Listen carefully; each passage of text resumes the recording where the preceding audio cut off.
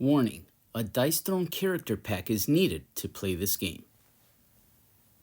Solo board gaming night here, and today I have the pleasure to be reviewing Marvel Dice Throne Missions. As always, I'm going to give you an overhead view of the table so you get an idea of just how much space the game takes up. When you're playing solo, you don't need that much space at all. However, once you play with more than one character, this game's going to demand a lot more space. With that out of the way, let's go ahead and take a look at the box and see what's inside. I was so excited to get my hands on Marvel Dice Throne Missions, and the box art did not disappoint. Every single aspect of this box not only pops when it comes to the color, but there's always a real nice piece of artwork available for you so that you could store your game on the shelf, either horizontally or vertically. And the back of the box does a great job just showing you everything that's contained within the box. Prior knowledge on how to play Dice Throne is needed, but thankfully the rulebook is a quick 11 pages and has you jumping right into the action. And the back of the rulebook, there's a status effects reference chart that is easy to access. Longtime viewers of the channel know just how important a good box insert is to me. Instead of spending countless hours creating my own storage solution, I love it when companies do the right thing and give us a proper way to store our games. Roxley knocked it out of the park with this box insert, and it deserves all the praise because they actually took the time to take care of us after spending so much money on their product so that we can enjoy and store our game safely. I'm going to go over just what's new with Marvel Dice Throne Missions. Starting with the way movement is. Obviously, it's not a regular Dice Throne game, so you're actually moving around the map and collecting boost tokens, doing things like defeating enemies, adding momentum to yourself, and the ability to recruit support members to help you throughout the mission. When it comes to actual combat, this is Dice Throne the way you know and love it. Nothing has changed. It's Dice Throne through and through. It plays exactly the same way. The characters, the build-up, everything that you know and love of Dice Throne is basically unchanged. The only difference is now the enemies are printed on the map, and what's cool about it, their actual activation ability is also printed on the map. So if you end up rolling one of their dice to activate them, you know exactly what you have to do. And then the crisis clock is the other thing that's added to the game, and that just adds another layer of depth to what the henchmen can do to you, as well as the bosses. And once you complete the mission objective, you flip the map over, revealing the boss that you're going to face off against, which has all the information printed on the board itself. It makes setup such a breeze and has absolutely everything you need right in front of you without any hassle. Then there's this new mechanic called momentum mechanic, which it's something that I want you to look for yourself because you could actually earn some perks and upgrade your character. And depending how you upgrade your character is going to change what you can do. It's pretty cool. So all in all, that's Marvel Dice Throne Missions. Let's get straight to the review. And the first thing I want to talk about is the art and the theme. Just one look at this game, a glance, a simple glance, and you could just... Everyone that's watched me play this game, which is pretty much my whole entire household, has stopped by and said, wow, that looks really cool. And I've said, yes, it is. Every piece of art in this game is phenomenal. I love it. If you're a fan of Marvel, you're really going to love what they did here. There's so much love and attention everywhere, from the cards to the boards, the bosses, everything. Everything looks cool, and not only that, it just pops.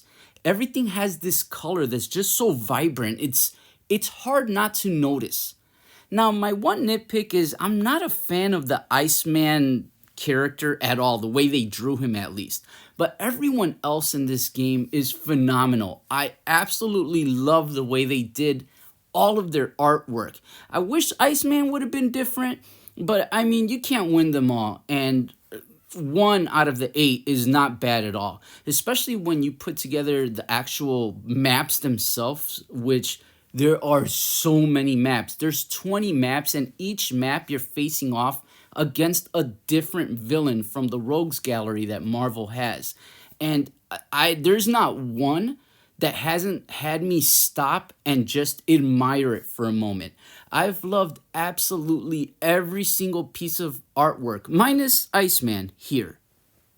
I was expecting the mission boards to be made out of that thick cardboard that the character boards are made out of, but it's not. It's made out of this pretty thick cardstock that actually reminds me very much of photo paper. So, although it wasn't the way I expected it to be, at the end of the day, I actually liked it very much. It feels sturdy, and the way everything's printed on the map, be it the enemies and their abilities and whatnot, I found it to be very smart and helped immensely with setup and teardown. I really like what they did here. It's durable, well made, and I'm really happy with the final product.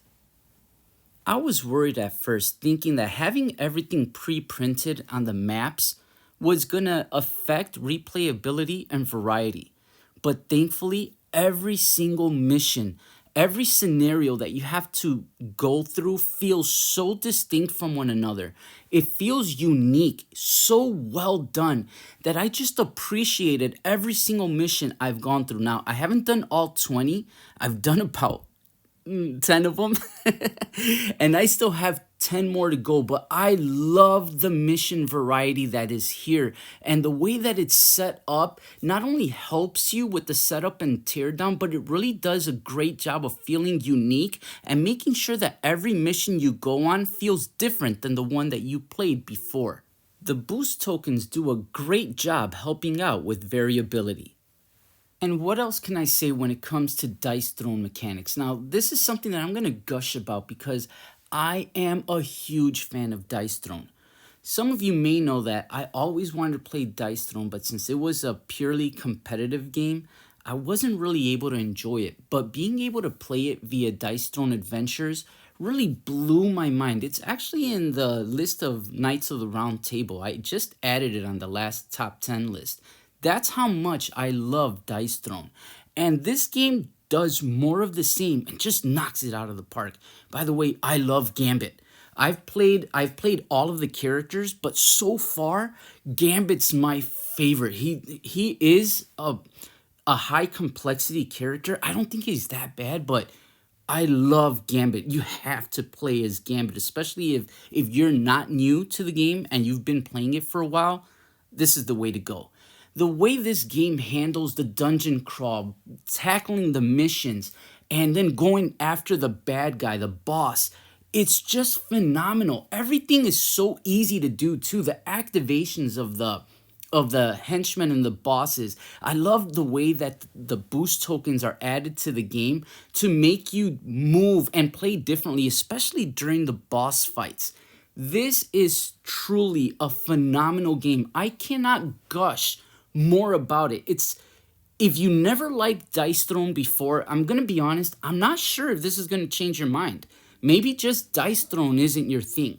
However, Dice Throne is absolutely my thing, and I love every single moment I play it. And not for nothing, I think that Dice Throne missions just completely it did such a huge step forward when it comes to just overall how great the game is compared to Adventures. I thought that Adventures was great. This one is even better. I absolutely adored it. Apart from those 20 missions available, being able to mix and match all of the products, including Adventures, with what's here is just mind-boggling. I just can't not even express how awesome this is, and it's something that's going to have me playing Dice Throne for the foreseeable future. And how can I not mention the true solo mode? You could play every single mission just with one hero, and it works really well. The way the game scales using the dice, you see, sometimes the enemies can activate, And sometimes they can whiff just like you can. And also you can manipulate their die as well. So the dice mitigation in this game works very well hand in hand when it comes to the solo mode. This is a phenomenal solo or true solo only mode. Sure, you could play with multiple heroes, multi-handed if you want, but if you don't want to deal with all that upkeep and you just want to play true solo, this one is awesome. So if you haven't noticed already, I am a giant fan of Dice Throne. And the art held here, the theme held within Dice Throne missions is some of the best artwork. This is something that looks amazing on the table, amazing on your shelf, amazing in every single aspect. It's so beautiful, this game. And yeah, the boards, I wish they were that thick cardboard, but this photo-like paper that they ended up using actually worked really well. It's nice, thick, and sturdy. It looks durable. It seems to be durable. I even try to lay it as flat as I can with no damage at all. And having everything pre-printed is awesome. It makes setup and teardown just so simple. And talking about the actual board, the missions, how can I not go about praising just how well each mission feels? These 20 missions, although I've only played 10, it makes the game feel completely different from one another. Everything feels unique and challenging. I love the difficulty. They did a great job making the game feel different depending on which difficulty you choose. This is all in all an amazing game. One of the things I just want to mention most of all, the actual gameplay of Dice Throne, when it comes to the actual mechanic of you playing Dice Throne, remains exactly the same. And like I mentioned earlier, if you do not love it, this isn't going to change your mind. However, if you're a fan of it, you are in for a giant treat. This is going to blow your mind. I think that Dice Throne Marvel Missions is going to be, this is going to be huge amongst the Dice Throne community. And the fact that you could play Dice Throne Adventures and mix and match pretty much every single character that you own, it doesn't matter which season it's from, it's amazing.